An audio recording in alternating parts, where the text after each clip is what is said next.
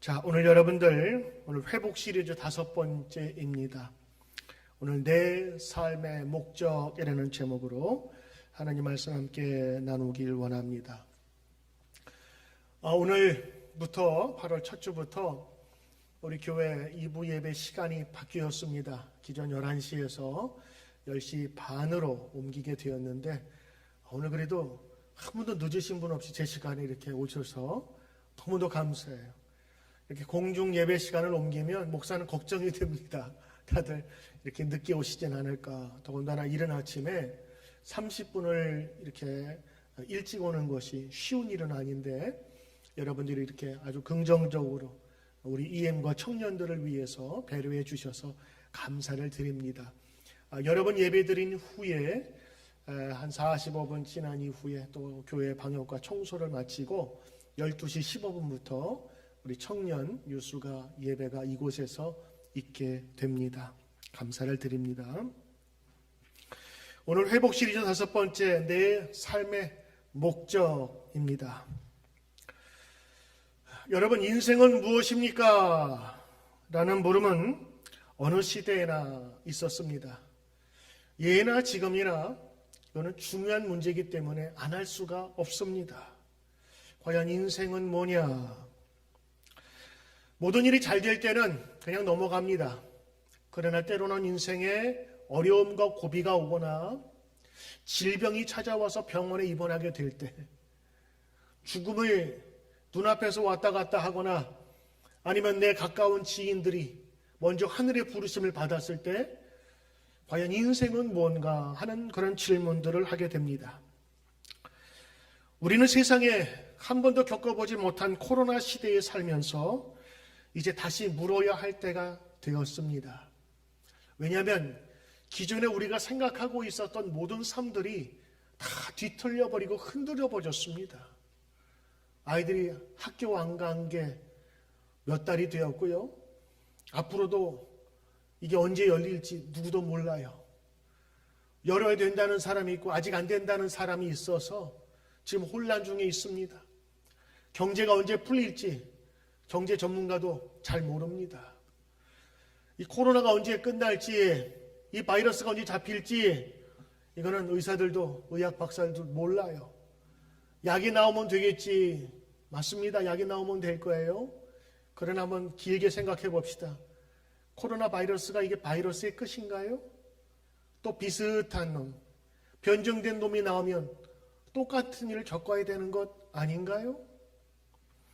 오늘 이러한 우리의 삶 속에서 우리 스스로에게 물어봐야 될 질문이 있습니다. 그것은 당신의 삶의 목적은 무엇입니까? 라는 것입니다. 다른 말로 하면 여러분 왜 사십니까? 1991년 가수 김국환이라는 가수가 타타타라는 노래를 불렀습니다. 극 중에서 아주 완고하고 고집스러운 남편 이순재 씨가 이순재에서 남편에게 이리 치이다 저리 치이다 그때마다 울면서 입을 뒤집어 쓰고 부르던 듣던 노래가 김혜자 씨가 듣던 노래가 바로 이 타타타입니다. 이 노래는 1992년에 최고의 인기를 누렸던 사랑이 목일래에 삽입되어서 이 김국환 씨를 역주행시켜서 이미 지나간 노래인데 오히려 이게 확 뜨게 돼서 그 당시 아마 30년 전 얘기인데 죄송합니다. 길거리에 이 노래가 안 나온 적이 없었을 정도로 그렇게 유명했던 그런 노래입니다. 네가 나를 모르는데 난들 너는 알겠느냐 한 치 앞도 모두 몰라 다 안다면 재미없지 바람이 부는 날엔 바람으로 비 오면 비에 젖어 사는 거지 그런 거지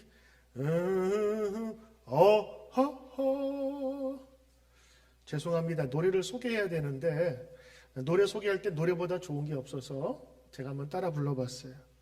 산다는 건 좋은 거지 수지 맞는 장사 잔소 알몸으로 태어나서 옷 한 벌은 건졌잖소 우리네 헛짚은 인생살이 한 세상 걱정조차 없이 살면 무슨 재미 그런 게 덤이잖소.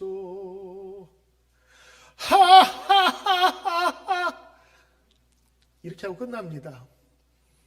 제가 이걸 다시 한번 들어보니까 그때는 몰랐는데 이 웃음소리가 굉장히 마음에 남아요. 마지막에 웃는 그 웃음이 기뻐서 웃는 게 아니라 아주 탄식하면서 울부짖듯 웃더라고요. 이 곡은 양인자 씨가 유명한 작사가죠. 양인자 씨가 인도 여행 중에 타타타의 의미를 알게 되어서 가사를 쓰게 되었고 남편 유명한 작곡가 김희갑 씨가 거기에 곡을 붙인 아주 유명한 곡이에요. 타타타라는 뜻은 이 산크리트어 이 고대 인도어인데 그냥 뜻이 있는 그대로 것 그냥 그런 거. 그래서 이것을 한자로 번역하면 진여, 그래서 진짜 그런 것 이런 뜻으로 여기게 된답니다. 인생이 뭐냐? 바람 불면 맞는 거고 비 오면 비 맞고 사는 거 그런 거야. 진여 그렇고 그런 거야. 아마 이 노래를 듣던 김혜자 씨는 인생이 뭐냐라는 질문에 아마도 이 노래를 들으면서 인생을 해석한 것 같아요. 그런 거지. 바람 불면 비 맞으면 되는 거고 그런 거야. 정말 인생이 그러한 겁니까? 여러분, 하나님을 알지 못하면 나올 수밖에 없는 이 탄식 혹시 묻습니다. 혹시 신앙인인 여러분도 하지 않습니까? 세상에 하나님을 알지 못하는 사람들이 여러분에게, 교회 다니는 여러분들에게 이렇게 묻는다면 여러분은 어떻게 대답하시겠습니까? 집사님, 인생의 목적이 뭐예요? 권사님, 교회 왜 다녀요? 베드로전서 3장 15절에는 이렇게 말씀하십니다.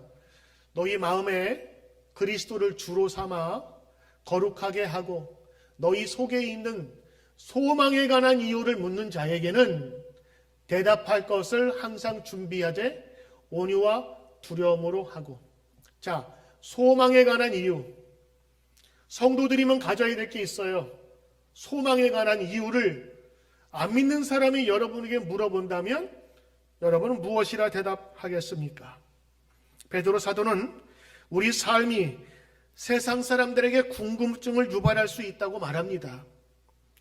적어도 교회 다니는 사람, 아니 예수 믿는 사람에게는 세상 사람들이 이상하게 생각할 만한 능력과 행동 양식이 있다는 거예요.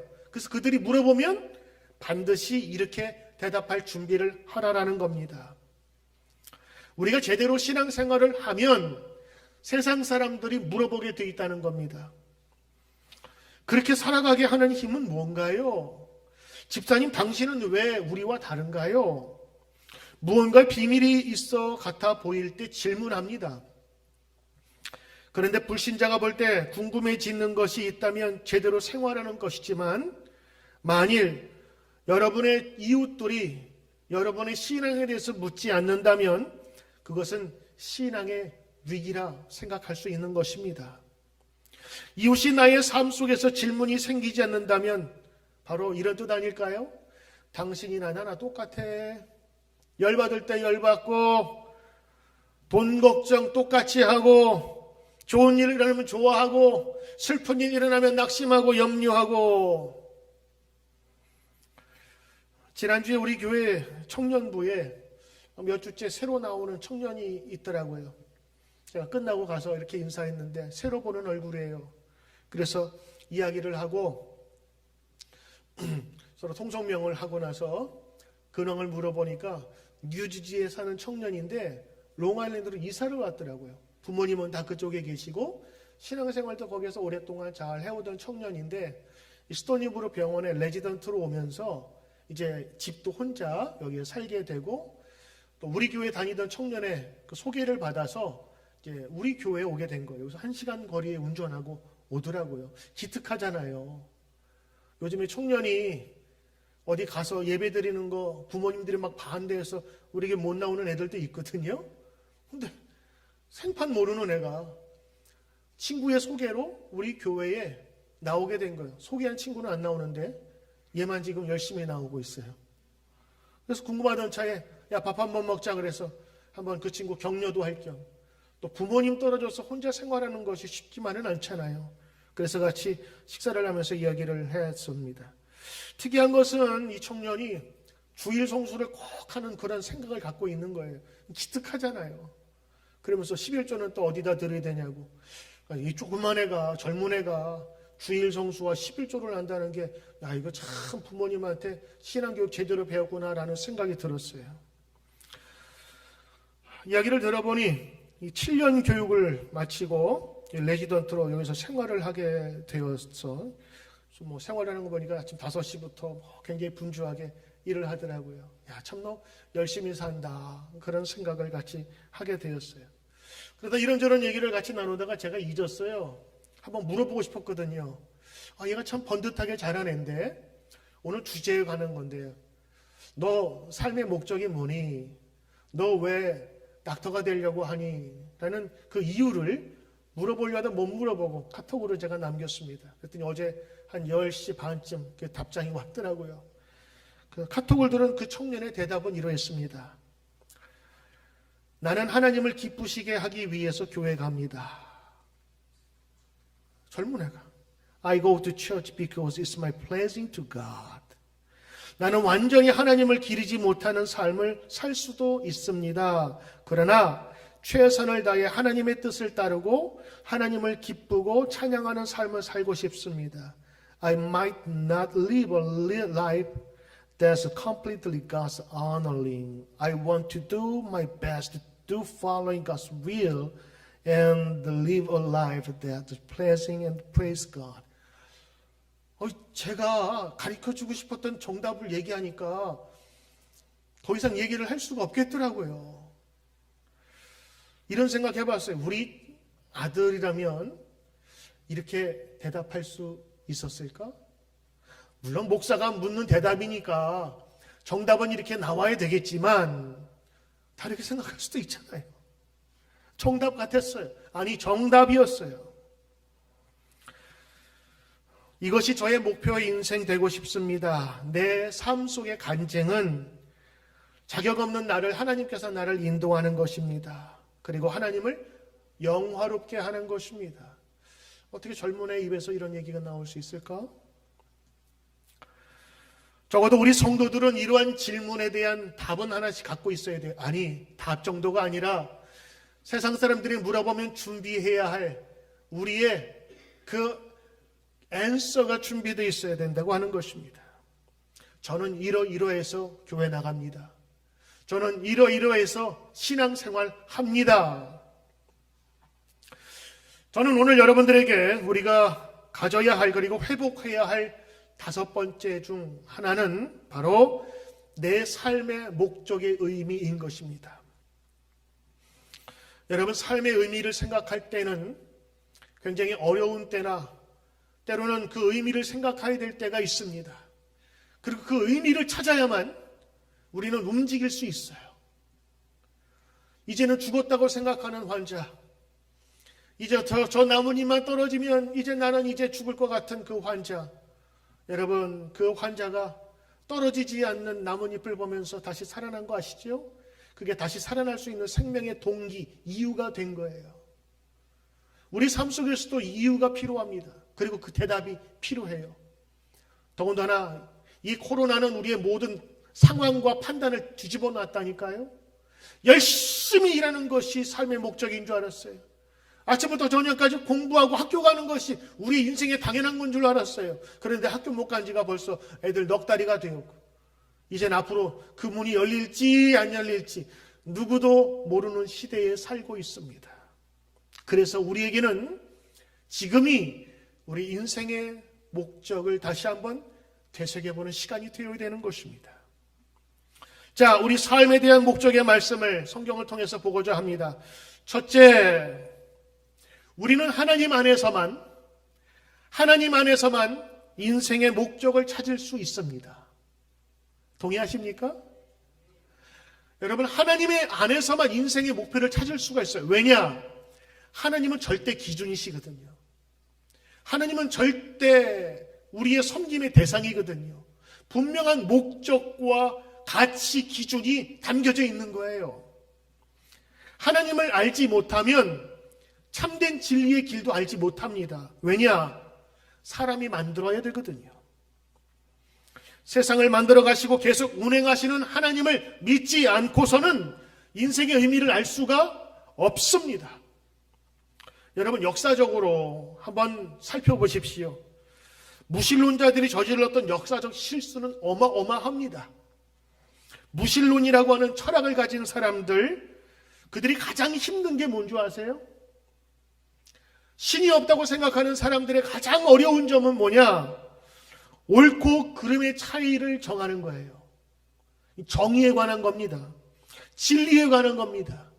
저스티스가 뭐냐를 정하는 것이에요. 왜냐하면 아무도 정해준 자가 없으니까. 신이 없으니까. 그렇다면 이런 문제가 생기죠. 누가 정하느냐? 어떻게 정하느냐? 무엇을 정하느냐? 절대 기준이 없어지는 겁니다. 한 사람이 만들었어요, 기준을. 근데 그 사람 만든 그 사람이, 다른 사람이 또 다른 의견을 내어서 이야기를 합니다. 서로 싸울 수밖에 없는 구조가 된 거예요. 또 하나, 하나님이 없다고 주장하는 사람들이 또한 그들이 갖고 있는 신념이 있는데 유물론이죠. 유물론. materialism. 모든 세상이 물질로 되어 있다는 거예요. 정신적인 것 혹은 그 모든 현상도 물질의 작용이라고 보는 겁니다. 이 세계의 근본이 실제는 정신이나 관념이 아니라 외부에 있는, 독립해 있는 물질에 의해서 좌지우지된다고 하는 것입니다. 이 유물론의 기초를 둔 공산주의가 있습니다. 여러분, 공산주의는 나쁜 게 아닙니다. 얼마나 좋은 거예요. 같이 벌어, 같이 생산하고 같이 똑같이 나누어 주고 이상적인 유토피아죠. 그러나 이 공산주의가 세워지기 시작하는 바로 그때에는 그 나라나 시대에 엄청난 피바람이 불었습니다. 혁명이라는 이유로 수천만의 사람이 살해당했습니다. 수천 명이 아닙니다. 수천만입니다. 소련 때도 수천만이 죽었고 중국도 마찬가지고, 이것이 세워질 때마다 수많은 인민의 가치를 세워야 된다는 것 때문에 피해 숙천이 이루어졌어요. 그들은 절대적인 도덕적 기준을 가질 수 없고 결국에 과학과 물질만을 맹신하게 됩니다. 여러분, 과학이 중요하지 않은 게 아닙니다. 중요합니다. 그러나 이 과학을 통해서 볼 수 있는 세상은 실험실 안에서 가능한 거예요. 가장 중요한 가치는 과학보다 진리가 아닐까요? 세상의 물질을 바라보면 어느 곳에도 행복을 누릴 수가 없습니다. 하나님이 없으면 절대 진리가 없기 때문에 하나님이 없으면 참된 인생의 목적도 찾을 수가 없는 것입니다. 왜? 어제의 진리가 오늘은 진리가 아닐 수가 있거든요. 프레드리히 리체라는 아주 유명한 철학가가 있습니다. 아버지가 목사님이시고 친할아버지가 목사님이셨고 외할아버지가 목사님이셨어요. 그런데 그는 젊었을 때 믿음을 잃어버렸습니다. 1900년에 그는 이렇게 외쳤습니다. 신은 죽었다. 그러면서 이렇게 외쳤습니다. 분명히 20세기에는 이런 변화가 있을 것이다 예측을 했는데, 첫째, 범세계적으로 사람들이 미칠 것이다. 둘째, 피해 혁명이 일어날 것이다. 실제로 그는 죽기 전에 13년 동안 미친 사람처럼 살았습니다. 그리고 20세기 들어서 두 차례의 세계대전을 통해서 수많은 사람이 피를 흘리게 되었습니다. 과학이라고 하는 그것을 통해서 유토피아를 만들겠다는 인간의 그 생각이 결국에는 어떻게 됐어요? 무기를 개발하게 되고 그 무기는 엄청나게 많은 사람을 한꺼번에 죽일 수 있는 무시무시한 괴물이 되었던 것입니다. 정치인들을 얘기하면 우리는 좌파 우파를 얘기하죠. 그러나 정작 우리가 잃어버린 것은 바로 위파 아래파입니다. 하나님과 그리고 세상을 우리는 잊어버렸어요. 위에 계신 분과 아래에 있는 사람들을 잊는다면 우리는 미래를 잃게 되는 것입니다. 여러분, 안개가 자욱하고 짙으면 그때 더 필요한 게 뭐냐면 등불입니다. 배는 움직여요. 그런데 그 움직이는 것을, 자기가 어디 있는 것을 알려면 등대를 찾으면 되는 거예요. 등대가 어디 있네를 바라보면서 자기 위치를 찾는 것이거든. 우리 인생도 마찬가지입니다. 움직이지 않는 절대 기준이 필요한 거예요. 근데 그 기준이 흔들려 버리면 우리 인생도 목적을 찾을 수가 없는 것입니다. 흔들리지 않는 기준, 바로 그것이 하나님이에요. 오늘 여러분 성경 보실까요? 성경 로마서 11장 36절, 아까 여러분이 읽으신 말씀인데, 오늘 성경은 이렇게 분명하게 얘기합니다. 만물이, 온 세상 물질이에요. 모든 물질이 주님께서 나오고 모든 만물이 주로 말미암아서 탄생되었고, 주님께서 창조하신 거예요. 모든 만물이 사람을 포함해서 주님께 돌아감이라. 하나님이 만드셨고 하나님께 돌아감이라. 하나님께 영광이 세세에 generation to generation 계속 있을지어다. 베드로후서 1장 3절. 그의 신기한 능력으로, 창조의 능력으로 생명과 경관에 속한 모든 것을 우리에게 주신 분이 있어요. 거저 생긴 게 아니에요. 이는 자기의 영광과 덕으로서 우리를 부르신 이를 알게 말미암으니라. 우리를 지으시니, 우리를 부르신 이를 알므로 그것이 이루어졌다라고 하는 거예요. 오늘 여러분, 성경은 분명히 말합니다. 이 세상 모든 것에는 하나님의 뜻이 있고 하나님의 능력 아래 있다고 하는 것입니다. 그래서 우리는 하나님이 이 세상을 창조하셨고 운행하시기에 하나님 안에서만 우리 인생의 목적을 찾을 수 있다고 하는 것입니다.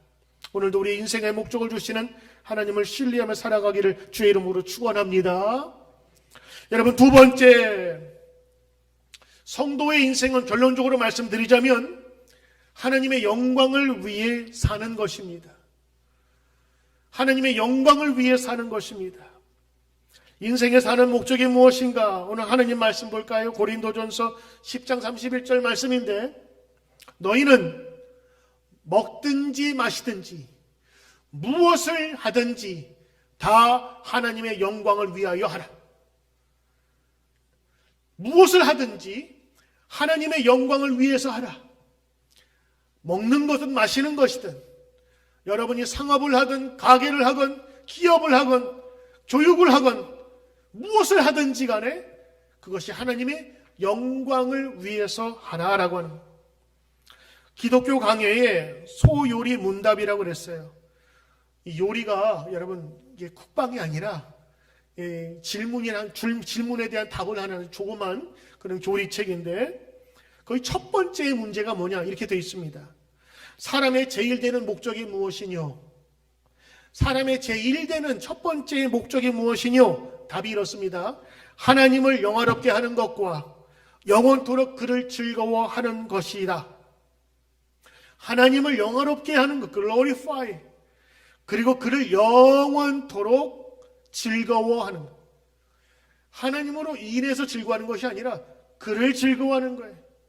그로 인해서 즐거워하고 그분을 위해서 즐거워하는, 그것이 우리 인생의 첫 번째 목표다라고 하는 것입니다. 목적대로 만들어진 대로 사용될 때 그것은 가장 가치 있는 일이 될 것입니다. 우리가 회복되어야 될 것은 건강만이 아닙니다. 경제만이 아닙니다. 정말 인생에 우리가 회복되어야 될 것은 우리 인생의 목적과 그 의미입니다. 여러분, 의미가 충족이 되면 사람들은 일어날 수 있어요. 이유가 안 되니까 움직이질 못하는 것입니다. 인생의 목적이 다시 세워지면 그 어떤 인생이라도 기쁨 가운데 거할 수 있는 것입니다. 사도 바울은 예수님 만난 다음에 자기 인생이 바뀌었잖아요. 그 예수님 믿는 사람들을 죽이러 다니던 인생이 오히려 예수님을 전하게 되었어요. 그가 사명으로 이렇게 다니게 되다 보니까 고난도 당했거든요. 핍박도 당하고 매도 맞고 그리고 강도의 위험도 당하고 감옥에도 갈 수 있었어요. 그런데 오늘 사도 바울은 그것을 기쁨으로 감당해요. 왜? 이유가 있거든요. 고난당하는 이유도 예수 그리스도를 위하여. 내가 기쁜 것도 예수 그리스도를 위한 삶이라고 하는 것입니다. 예전에 한국에서 바보 청년 안현수라는 그런 책이 나왔는데 고대 의대생이요. 거기서 의사 생활을 하다가 아프리카 아마 탄자니아인가요? 그 아프리카에 가가지고 거기에서 아이들을 치료하고 병든 사람을 치료하다가 거기에서 병에 감염돼서 이제 죽습니다. 그 죽은 날 그 병원에서 종합병원에서 한 번도 보지 못했던 수많은 인파 2,500명 이상의 사람들이 그 바보 의사를 보기 위해서 왔대요.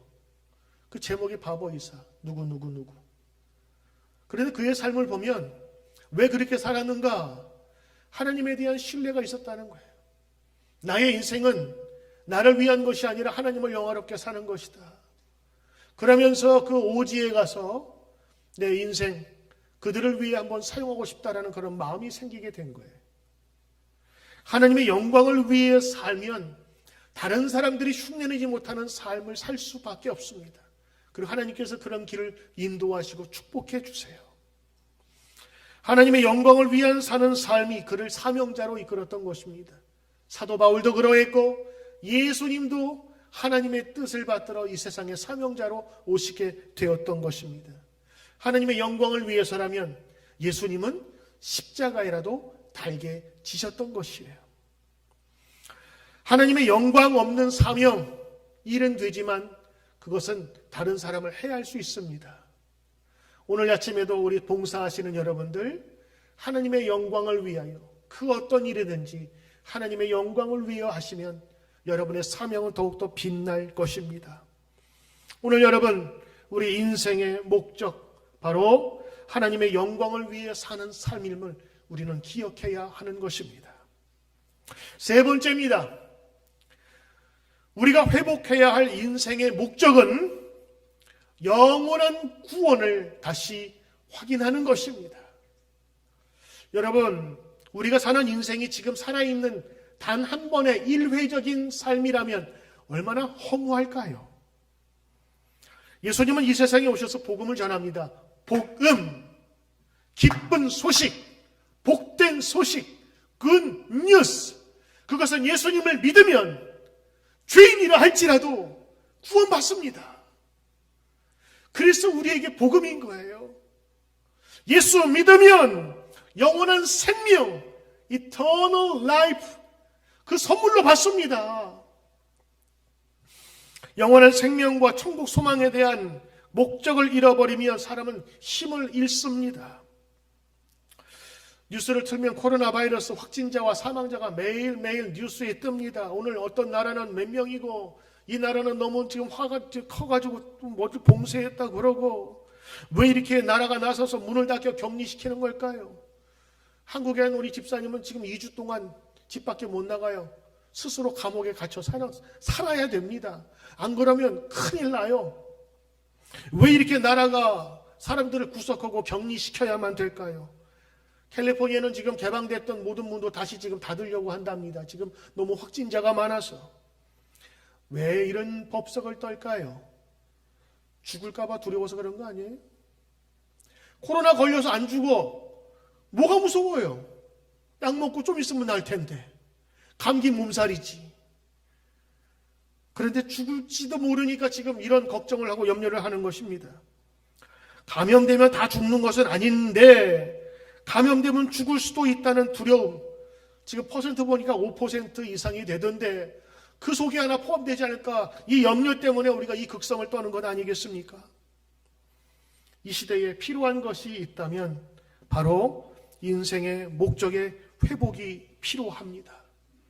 왜냐? 지금 우리의 생각과 우리의 모든 관심은요, 다 눈앞에 있는 코로나 때문에 지금 모든 것이 닫혀져 버린 거예요.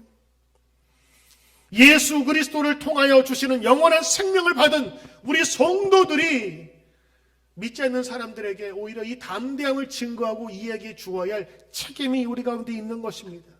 이제는 이 죽음과 죽음의 소식에서 더 이상 지체하지 말고 하나님의 존재를 믿는 편에 우리는 내 길을 걸어야 합니다. 하나님께서 죽을 수밖에 없는 인간들을 구원해 주시어 이 땅에 예수 그리스도를 보내주셨어요. 그리고 그 예수를 그리스도를 믿는 자마다 영생의 선물로 주셨다. 이것이 여러분 복음 아닙니까? 우리 인생의 목표가 돈 벌고 집 사고 공부하고 경험 쌓고 자식 잘 키우고 이것이 끝이라면 여러분 노년 되면 정말 허무합니다. 그때는 타타타처럼 하하하 이런 웃음밖에 웃을 수 없어요. 요한복음 3장 16절에 하나님이 세상을 이처럼 사랑하사 독생자를 주셨으니 이는 저를 믿는 자마다 멸망치 않고 영생을 얻게 하려 함이니라. 하나님이 이 세상에 예수 그리스도를 보내신 것은 우리로 하여금 심판이 아니라 영원한 생명을 얻기 위함이라. 그러므로 우리가 세상에 살아가야 되는 이유가 있습니다. 사명 잘 감당하기 위해서 살 때까지 살아야 하고 끝까지 잘 살아야 합니다. 그러나 우리 인생의 목적이 이 세상의 끝이 아니면 하나님께서 우리에게 영원한 삶을 주셨다는 것을 우리 다시 기억해야 되는 거예요. 그 감격이 우리 가운데 떠나지 말아야 되는 것입니다. 하나님께서 너무 값싸게 주셔서 그런지 몰라도 사람들은 이것을 너무 값없게 생각해요. 그냥 그저 그런 것이 한번 지나가 버려요. 그러나 이 복음 때문에 변해낸 사람이 얼마나 많은 줄 아십니까? 이 복음 때문에 새로운 인생을 산 사람이 얼마나 많이 아십니까? 이 천국 백성에 대한 소망 그리고 이 믿음은 초신자만 갖는 게 아닙니다. 50년 60년 신앙생활을 한 사람에게도 다시 한번 이 회복이 필요한 것입니다. 백주년 교회를 담임했던 이재철 목사님, 이분은 책도 아주 많이 써서 그 목사님을 좋아하는 팬들이 아주 많은 목사님입니다. 그분의 책에 나온 한 일화입니다. 한 열흘 전에 노환으로 누워 계신 어머니께서 저와 제철을 부르셨습니다. 어머니께서는 매우 두려운 표정으로 간밤에 꾸신이 꿈 이야기를 하셨습니다. 어머니께서 갑자기 죽음의 어둠 속으로 푹 꺼져 들어갔는데 한참을 헤매던 어머니 앞에 큰 성이 나타났다.